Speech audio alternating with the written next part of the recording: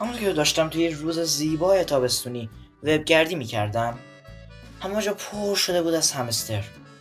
مگه این چیه که همه مردم دارن درباره‌اش حرف میزنن؟ خیلی تحقیق کردم و اومدم توی این ویدیو بگم همستر مگه ویدیو گیمه؟ خب همونطور که گفتم و از تایتل ویدیو هم پیداست، امروز قرار رازهای از همستر بگم که کمتر کسی میدونه. برای مثال همستر بالاخره لیست میشه یا نه؟ خب اول باید چند تا راز همستری بگم تا بتونم این سوال رو جواب بدم. پس با من همراه باشید. نکته اول، همستر داره در هر حالت سود میبره، چه به ما رمزارز دیجیتالی برسه چه نرسه. خب چند تا حالت داریم. اولین حالتمون حالتی که میخواد به شما چیزی برسه. در این حالت شرکت همستر، صاحب همستر، هرچی میاد برای خودش یک ارز درست میکنه به اسم همستر. بله درست شنیدید، شما هم میتونید برای خودتون یک رمزارز دیجیتالی درست کنید. اوپن سورس این قضیه. خب برگردیم به بحث. بعد از اینکه تریلیون ها رمزارز جمع کرد، میبینه اون همه که جمع کرده به هیچ درد نمیخوره، یعنی اصلا ارزشی نداره. برای اینکه ارزش پیدا کنه چیکار میکنه؟ یه مینی اپ تلگرامی مینویسه. اگر بخواین میتونیم یه دونه مینی اپ درست کنیم خیلی راحت. واره بله، نات کوین هم که اینطوری مینی اپ ها مشهور کرده و سربلند بیرون اومده ازش.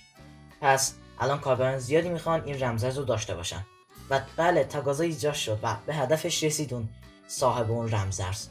و الان اون میلیاردها میلیارد رمزارز داره که خیلی ارزش دارن چون که تقاضا زیادی داره. حالا میتونه به شما هم یه سهمی بده یا نده.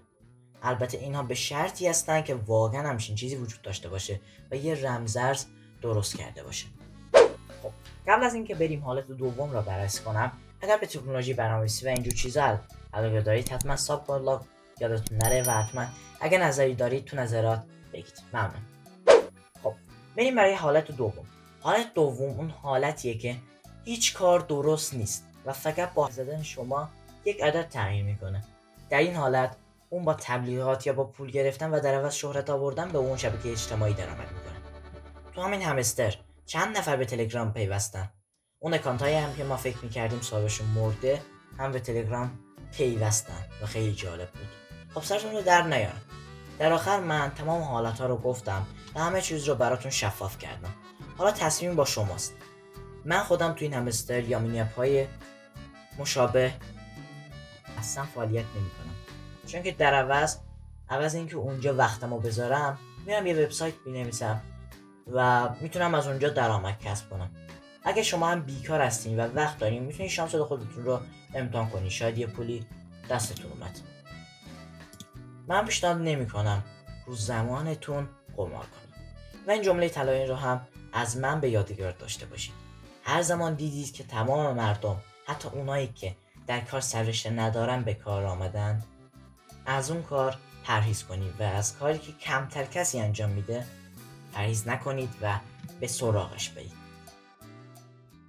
و در آخر ممنونم که این ویدیو رو دیدید. من توی این کانال از تکنولوژی هوش مصنوعی برنامه‌نویسی میذارم. اگر علاقه‌مندید حتما لایک، ساب، زنگوله نظرتون فراموش نشه. خوش خندون باشید. نشد ندارید.